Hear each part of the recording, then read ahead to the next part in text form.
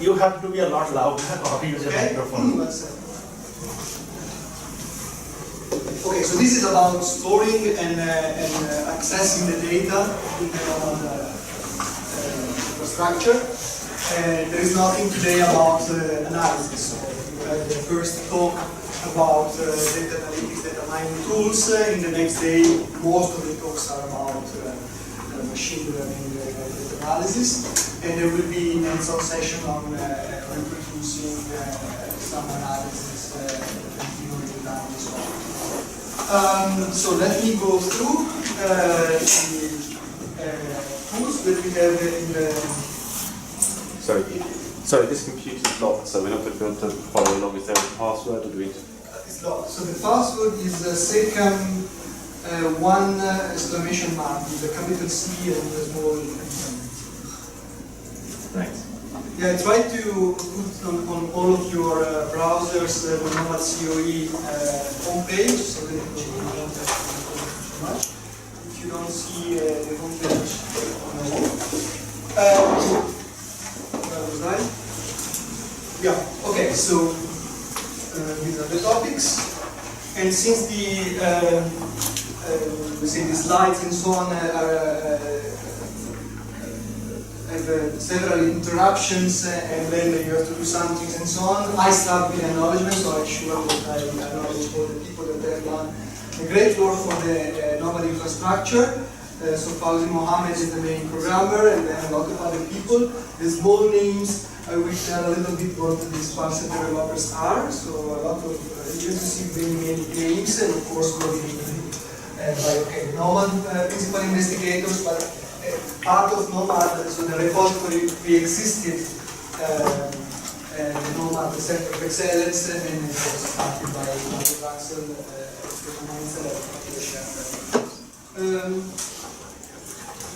so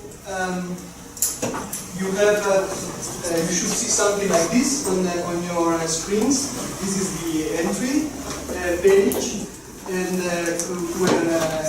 besides the presentation and some news, you have your entry points for the different aspects of NOMAD. I made a kind of flow chart to clarify a little bit how this works. So the repository is the entry point for all the data, meaning that this is where people upload their data, and you have an interface to do so. And then there is something that is taken care of inside the infrastructure. It is what is mentioned here as conversion layer. I will be saying more in the presentation. And the outcome of the conversion goes into the archive.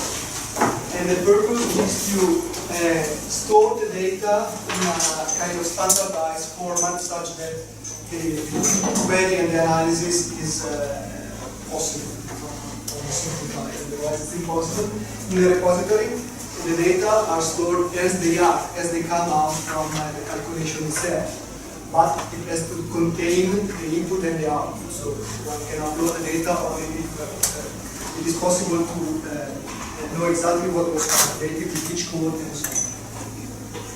So the repository, as I was saying, stores the input, the outputs, and what we call the ancillary files, or whatever else it is.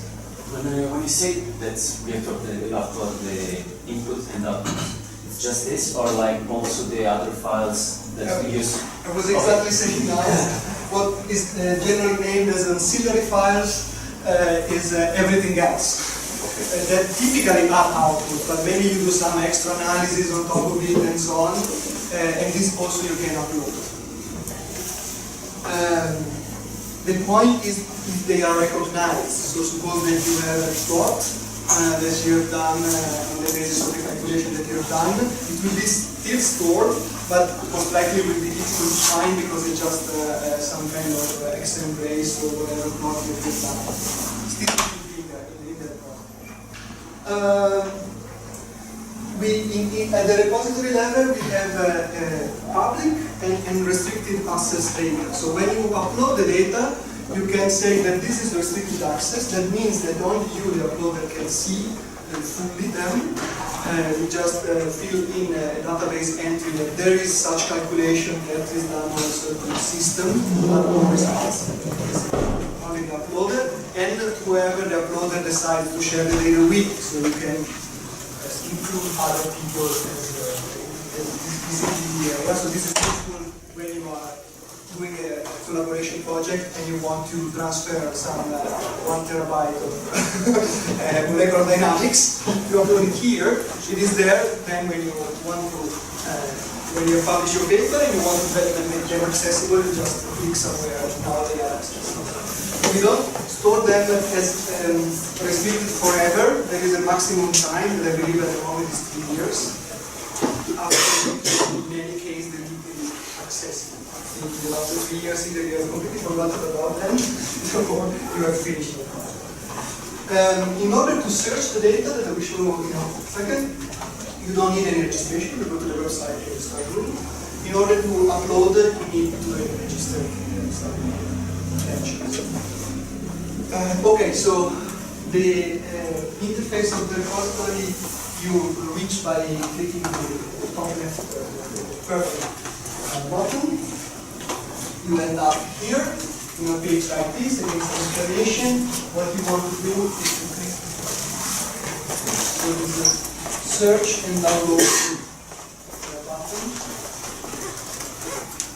And you landed in the search interface of the repository.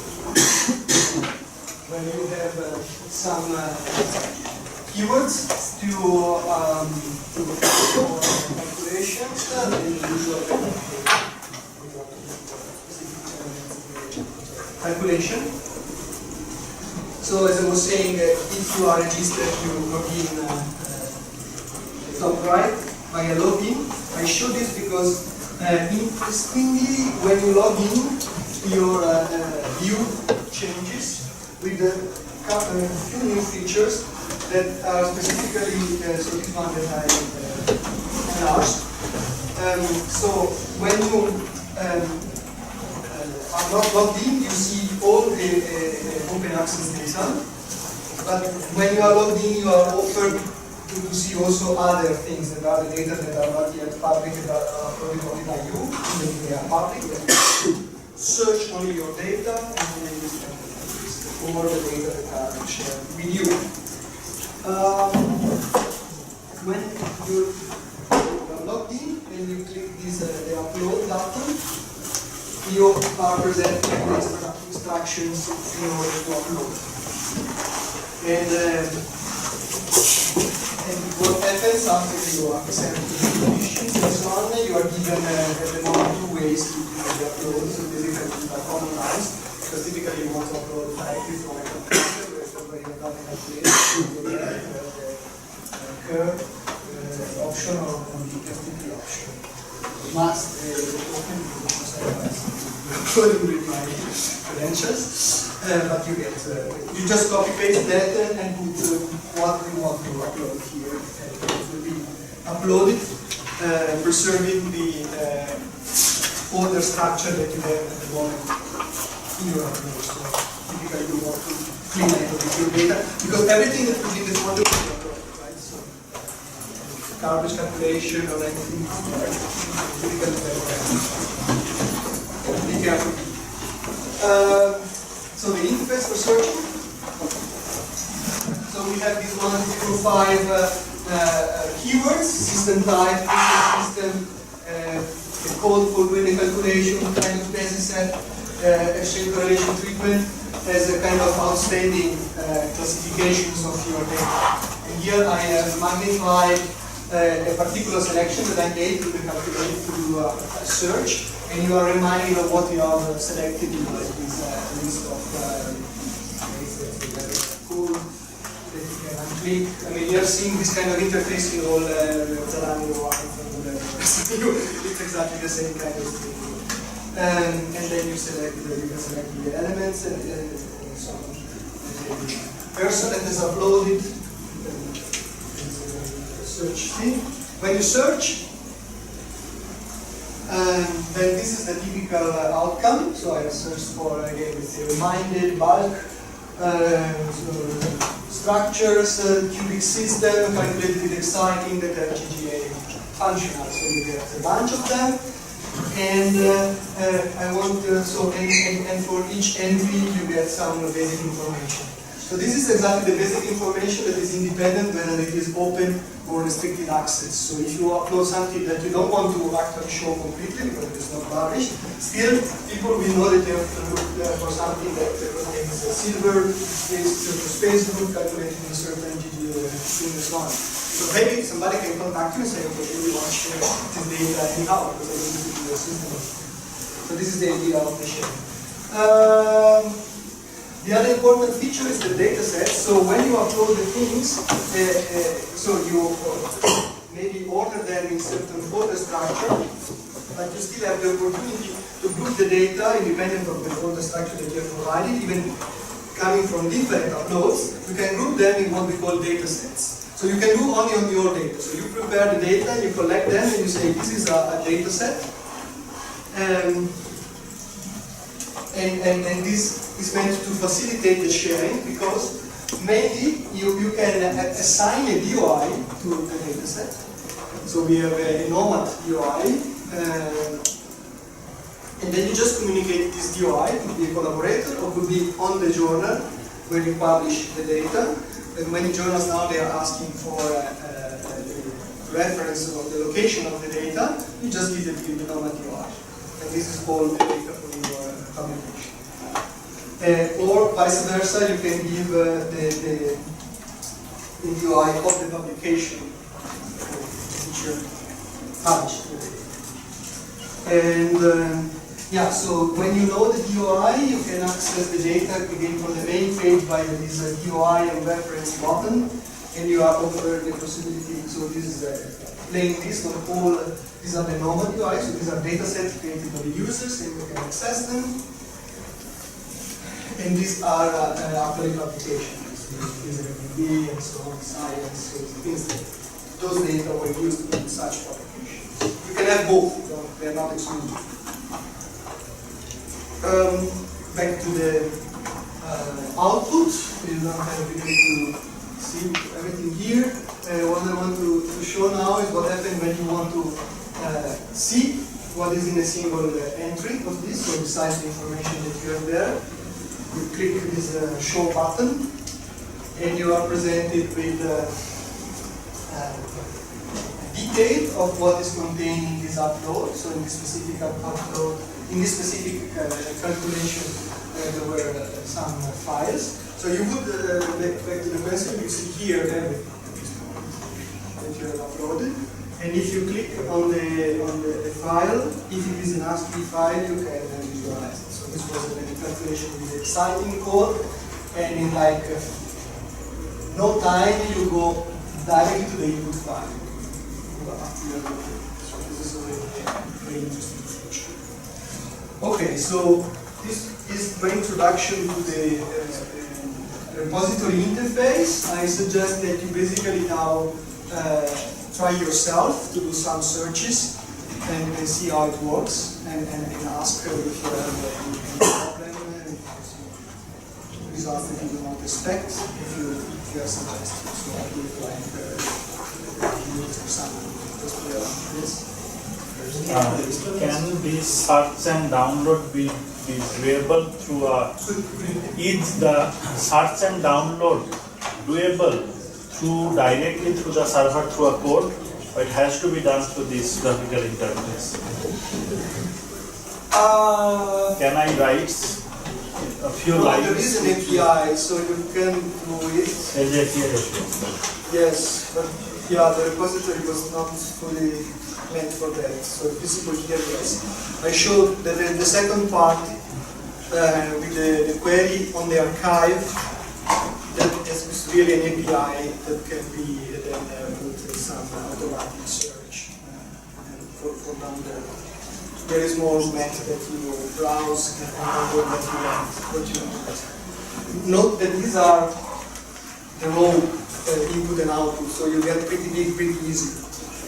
So yes. These downloads are easily 7 gigabytes. So I was wondering this, even if there is a direct link where I can put username password directly in my code line, and then it it's not active. There is, but it's not public. Yes. I don't know if, but okay. Many people need that use. My question is rather specific. And I have a engine right now. Is there a way that I find this sunset or another? And I can see the owner's name. Yes. So shall I search for the owner's name? And there is no directly saying that this entry is part of the bigger set.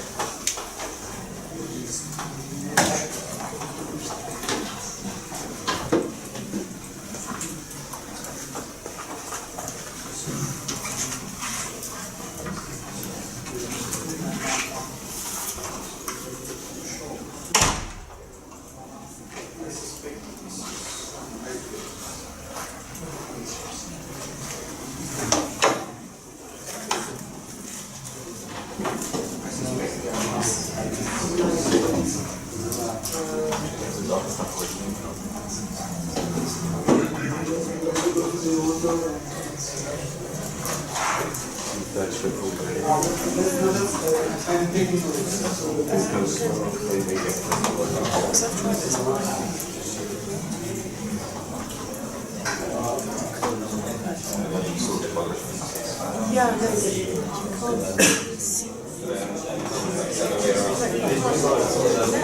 I was just wondering whether it's maybe a maximum. Most interesting DIY. Maybe it is or maybe I can click. Because I think you get it. Because then you can't list it.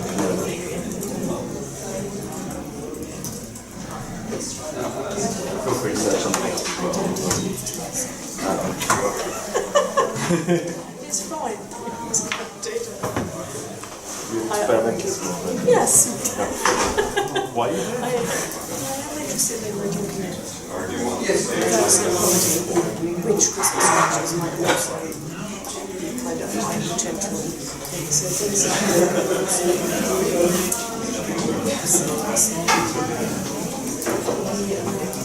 really useful, and obviously, as I went into myself, You can find some feature and then search for it. yeah, like for example, it starts with personality, and these things are practically useless if you look for a recurring unit, say, amongst all of these. They might be the same, they just stack into 90 degrees. It's basically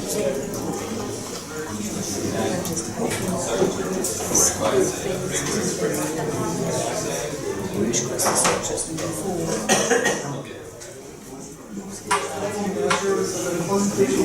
Confirmations that say I've lost that one to the rest of the so they're still giving different spaces. Or if you find an area I use low energy density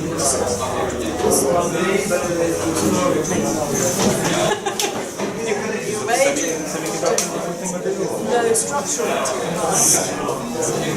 Yeah, they can be metallics, where they're hundreds of thousands, so you can't just go. Some of the custom specs. Yeah.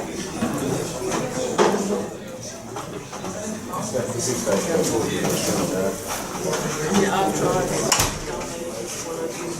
Figured out a way to get to this.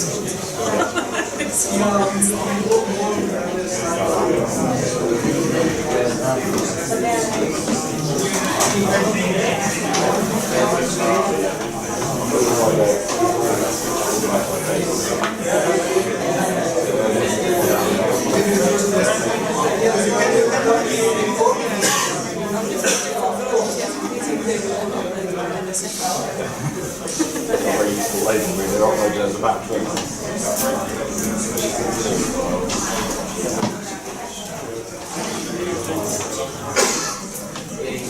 Registration. I guess they